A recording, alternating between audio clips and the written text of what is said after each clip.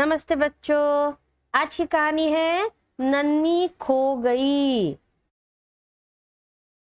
एक छोटी सी चींटी थी, नाम था नन्ही। वह पहाड़ी की चोटी पर एक छेद में अपने परिवार के साथ रहती थी। एक सुबह नन्ही की माँ बाजार जा रही थी। उसने नन्ही को समझाया कि उसके बाजार से लौटने तक वह घर से बाहर न निकले।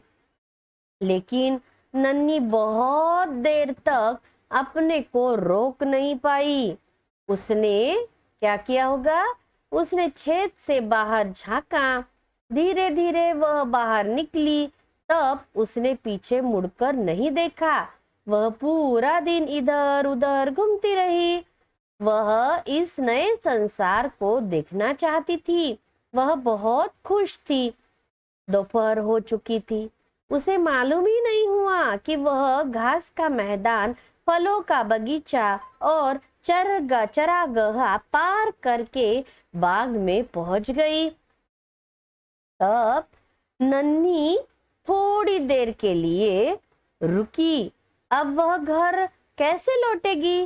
पहाड़ी तो बहुत बहुत दूर है। वहां पहुंचने में घंटों लग जाएंगे और उसे लौटने का रास्ता भी मालूम नहीं था। लेकिन उसे सूरज डूबने से पहले लौटना ही होगा। माँ उसकी राह देख रही होगी। वह गुस्सा हो जाएगी। परेशान होकर नन्ही एक पत्थर पर बैठकर रोने लगी।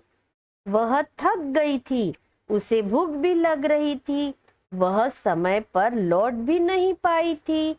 एक रोएंदार सुंडी पास से जा रही थी। उसे नन्ही पर तरस आया। उसने नन्ही की मदद करनी चाहिए, लेकिन नन्ही को उसके रोएंदार बालों से डर लग रहा था। रोएंदार ने कहा, चिंता न करो, मेरी घोंगा दोस्त शैली तुम्हारी मदद करेगी। नन्ही शैली पर चढ़कर बैठ गई। वह घोंगे की गति से धीरे धीरे चलने लगी। वह इतनी धीमे चल रही थी कि नन्ही गुस्से में चिल्ला पड़ी, रुको रुको, तुम बड़ी आलसी और धीमी हो। इस तरह सूरज डूबने से पहले मैं घर नहीं पहुंच सकती। उसने एक मच्छर को देखा जो झाड़ियों में बैठा खर्राटे ले रहा था। नन्ही ने उसकी मदद मांगी। मच्छर ने कहा, मैं दिन में बाहर नहीं निकलता, तुम शाम तक इंतजार करो। नन्ही के पास बहस के लिए ज्यादा समय नहीं था। उसने मच्छर को धमकाया, मेरे साथ चलो, नहीं तो मैं तुम्हें काटूंगी। इस नाजुक समय में एक दयालु तितली नन्ही की मदद करने के लिए आगे बढ़ी। उसने नन्ही को दिलासा देते हुए कहा, कोई बात नहीं, मेरी दोस्त सोनपंखी बहुत अच्छी और चतुर है, वह तुम्हारी मदद करेगी।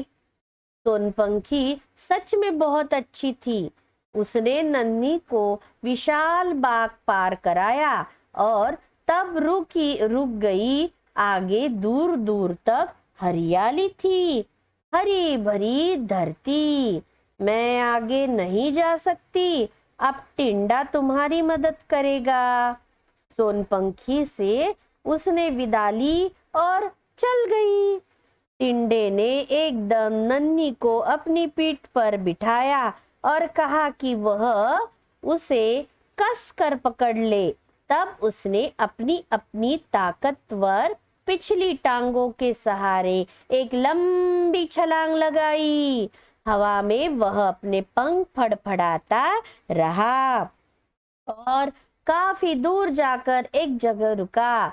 इसी तरह छलांगे लगाकर वह आगे बढ़ता रहा। जल्दी ही वे चरागाह के आखिर में जा पहुंचे। अब आगे घने पेड़ों वाला जंगल था।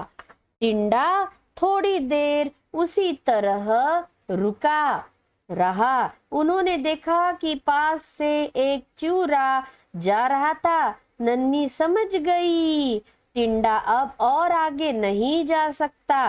नन्ही ने चिऊरा से मदद सहायता की विनती की। चिऊरा ने कहा, एक मधुमक्खी बस यहाँ पहुंचने ही वाली है। वह इतनी ताकतवर है कि तुम्हें उस पहाड़ी की चोटी पर पहुंचा देगी। जैसे ही उसने कहा, एक मधुमक्खी आ पहुंची।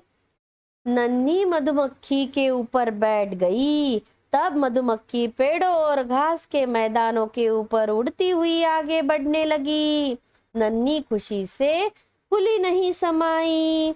वह ऊंचाई से ऐसी ऐसी चीजें देख रही थी जैसे उसने इससे पहले कभी नहीं देखी थी। उसे लगा कि पंख सच में मजेदार होते हैं।